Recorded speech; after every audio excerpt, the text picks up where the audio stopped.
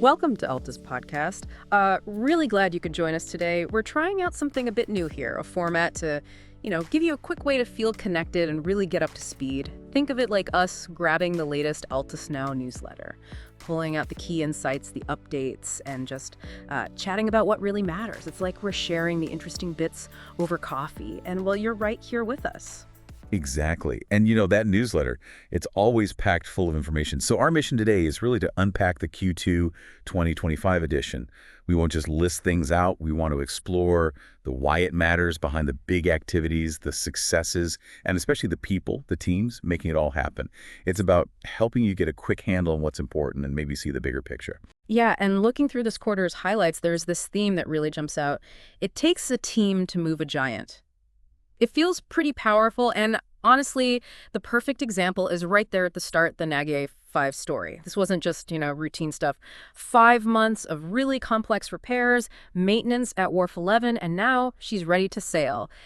It feels like more than just logistics. It's a real demonstration of Altus's end-to-end coordination. It really is. What's quite insightful is how they did it. They were managing multiple things at once, getting specialized parts from all over the world, handling different repair crews, making sure everything was safe and compliant. It shows this systemic efficiency.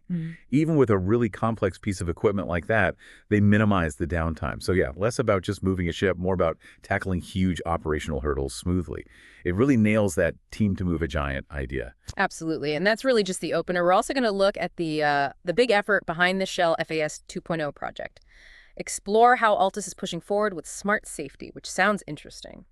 Celebrate Altus Aviation's expertise. They've even got ministerial recognition now. And of course, mark the big one, Altus hitting its 15th anniversary. Okay, so let's dive in. First up, staff highlights. We're focusing on Alex Shi. He's the business development manager over at AFM Fulfillment. His story seemed like a really good blueprint for turning, everyday business challenges into real growth. What stands out about his journey? Well, what's fascinating is how his background really shaped his drive.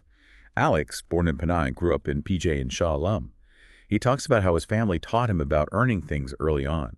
He actually says, and I think this is great, we didn't just get pocket money, we had to earn it. RM5 for washing the car, RM5 for scrubbing the toilet. So that foundation, working for what you want, it clearly fueled his whole approach to business. You can definitely see that thread in his career path. Started as a sales officer, Japanese logistics firm, then right into the thick of Malaysia's e-commerce boom. He mentioned getting laughed at in Form 6 orientation for saying he wanted to be a successful businessman, apparently not specific enough, but he says that moment just pushed him harder. And he was involved in building trust in online shopping early on, bringing in things like cash on delivery, helping Zalora and Lazada get started. He wasn't just watching it happen, he was shaping it. Right. And his actual approach to business development is pretty insightful, universal, really. He breaks it down into 2 parts. Internal, that's like improving internal processes, cutting costs, boosting profitability, and external, where he really digs into what customers need and then figures out solutions just for them. Good example. He got customers to switch to Altus's last mile account. Result, RM1 net profit per parcel. Basically no extra work needed. Smart. And externally, he switched international shipments to a different courier. Saved the client's money and boosted Altus's margins. Win-win. That's a brilliant example of putting yourself in the client's shoes. He puts it down to experience and honesty. And he has this core belief, he says, clients don't mind paying as long as you're solving their problems. If you offer real solutions that fix their issues and Altus takes a fair share, it builds trust, loyalty. It really shows how he spots those opportunities maybe others miss. Yeah, and his goal for AFM Fulfillment, very clear. He wants, quote, to help us become one of the top 3 fulfillment centers in Malaysia. Given his track record, that ambition seems pretty well founded. Okay, so from optimizing things on the ground, let's pivot up to the skies with Altus Aviation AVM. Their expertise seems to be growing, and they're literally taking flight in new areas. It is impressive, yeah. And gaining recognition nationally, which is significant. The Minister of Plantation and Commodities, YB Datuk Seri Johari Abdugani, recently visited Kampung Coldstream in Perak. He was there to see the Integrated Bagworm Control Program firsthand. That's a collaboration between AVM and MPOB, the Malaysian Palm Oil Board. And this is vital because bagworms, they're a huge threat to oil palm yields, a major Malaysian industry. AVM is giving smallholders an effective aerial solution. The minister was impressed, even urged bigger companies to adopt similar sustainable strategies. Wow, that's quite the endorsement. And operationally, AVM's helicopter, the RPR-804, is going through its lease renewal. That's right. It passed a detailed inspection by Helistar Resources quality assurance team. Everything compliant, maintenance looks solid. Next big step is the CAIM inspection, Civil Aviation Authority of Malaysia, that's set for July 4th. That'll secure its continued operation. And the scale of their MPOB work in Perak sounds massive. Oh, absolutely. They just wrapped up the final spraying mission in June. Cumulatively, they covered 16,500 hectares. That took 66 working days. Think about the planning, the precision, the dedication from the flight crews and ground teams needed for that. Shows real capacity for large-scale work.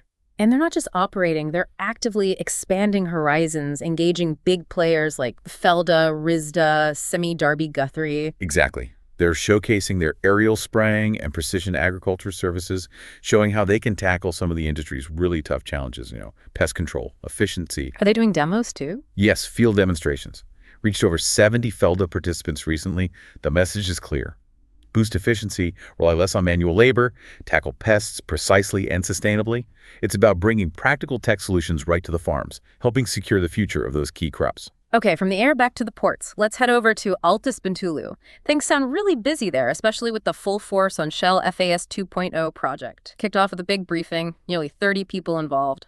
Yeah, a comprehensive safety and mobilization briefing. They weren't just meeting Shell standards, they were proactively aligning everything. Shell actually praised them for the smooth sign-on of 40 offshore crew members, highlighted their coordination and safety focus. And there's this all-hands-on-deck day, May 1st. Sounds intense. It does. Multi-vessel operations, all happening at once. For instance, Mrs. Dorina and Miss Afika handled deliveries to the Burley and McDermott vessel, making sure maritime hygiene standards were met. At the same time, Mr. Adam and Mr. Adelsham were overseeing loading for the Executive Tide. And then May 2nd, this really interesting detail, the Samak process for the vessel Van Gogh. That's an Islamic cleansing procedure, essential for the vessel to be halal certified for the Shell project. Mr. Adelsham coordinated it with Ustaz Khalidi. It shows real attention to detail, respecting both technical and cultural requirements. That's fascinating. Bintulu seems like a real hub of constant activity. Anything else stand out? Well, there was May 22nd, keeping the flow. 4 vessels, 1 smooth day. They managed operations across a barge, vessel Quattro Masut, vessel Icon Tigris, and vessel Express 85 all at the same time, flawlessly.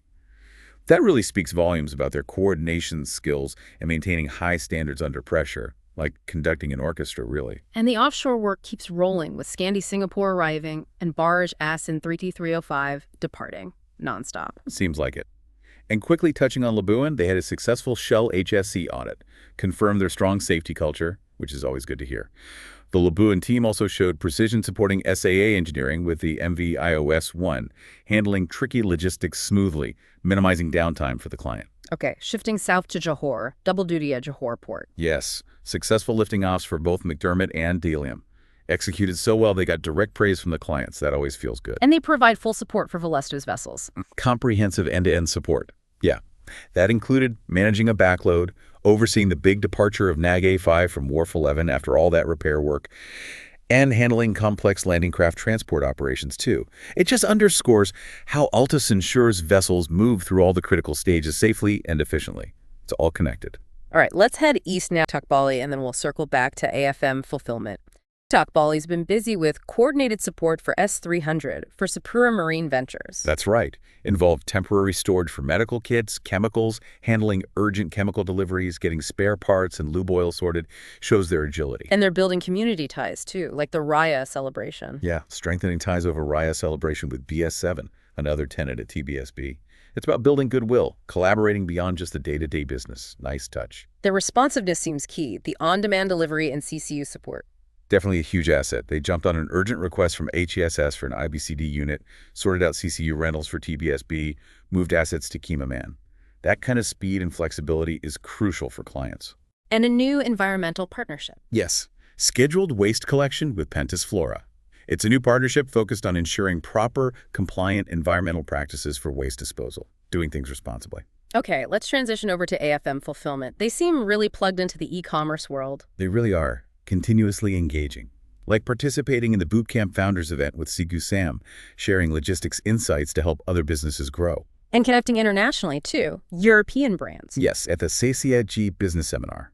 They were connecting with European brands, specifically German cosmetics companies and some premium European cosmetic and cleaning firms.